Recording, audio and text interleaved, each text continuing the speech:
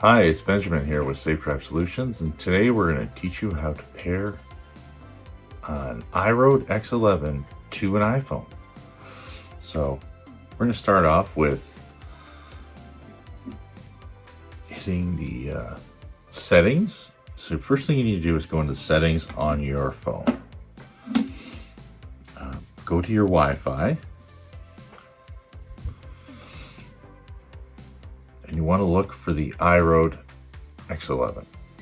You enter in your password. It's all lowercase. QWERTYUIOP. It's the whole top line of your keyboard on the iPhone.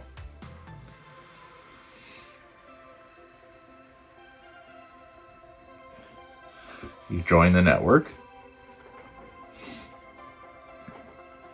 Force close. You go right back to before you open the IROAD app. And this is the biggest mistake. A lot of people open the IROAD app first in order to have the best pairing directly with the iPhone. You want to make sure to hit this connection button. Right? Stand by mode for the registration. And then open up the app. Hit OK. Registration complete. Just like that, you're paired.